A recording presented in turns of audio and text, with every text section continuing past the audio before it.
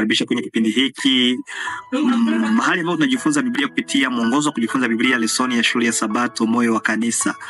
Tumekuwa pamoja nao katika robo ambayo imemalizika, robo ya pili kwenye mwaka 2025, na tunafikia kwenye robo ya tatu kwenye mwaka 2025 inayozungumzia Exode ama Kutoka. Tutajifunza kuhusu kitabu cha Kutoka, namna gani wana wa Israeli walitoka Misri kuelekea Kanaani, na ni hiyo mambo ambayo tunakuja kujifunza. Kuna masomo karibia 13 ambayo tena tutajifunza katika robo mzima hii.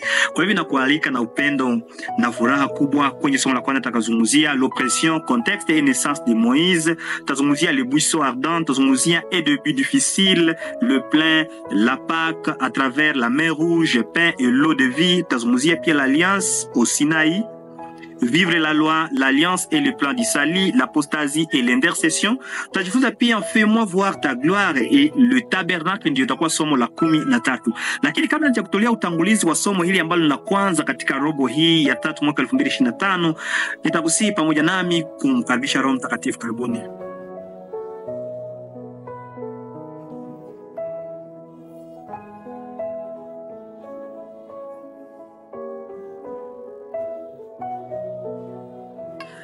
Mpendwa mtazamaji na msikilizaji, somo la kwanza kwenye juma hii ya kwanza kwenye robo ya 3 mwaka 2025 inazungumzia kuhusu l'oppression, contexte et naissance de Moïse. Tunazungumzia ile ambayo tunaita l'oppression, contexte et naissance de Moïse. Katika somo hili tunakuja kujifunza nini mpendwa? Tutajifunza ukandamizaji, historia na kuzaliwa kwa Musa. Ndiyo mpendwa mtazamaji na msikilizaji, kwenye kitabu hiki cha Kutoka ni kitabu kizuri ambacho kinaelezea watu ambao walikandamizwa, watu ambao waliteseka, walikuwa pasipo na msaada wa binadamu yeyote, na wakapitia machungu. Ndiyo, hata mpaka leo tunapitia vipindi vigumu sawa na hivyo, na tunaweza kuwa na matumaini, na nimeona kwamba kitabu hiki ni mojawapo ya vitabu vitakavyotusaidia kuvuka salama katika vipindi vigumu vya maisha tunavyokuwa navyo, tunavyopitia ndani yake. Fungu la ukariri ni kwenye kitabu kile cha Kutoka, sura yake ni ya 2 mstari wa 13 hadi 15.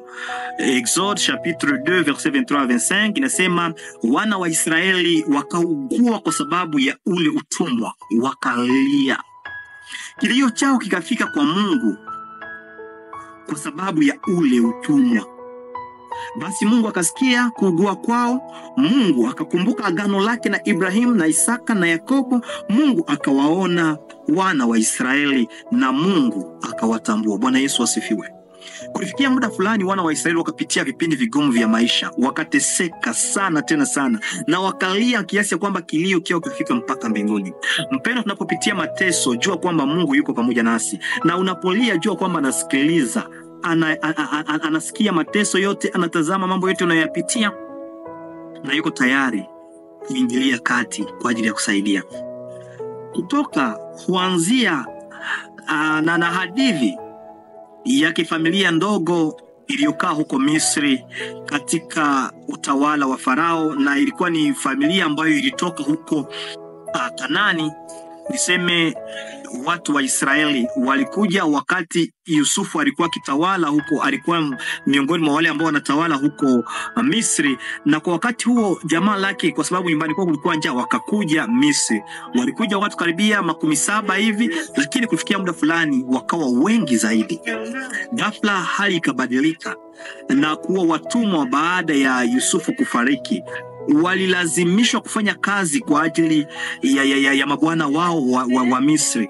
Wakawalazimisha kufanya kazi za ajabu, kuchoma matofali kwa nyasi, wakachapwa viboko.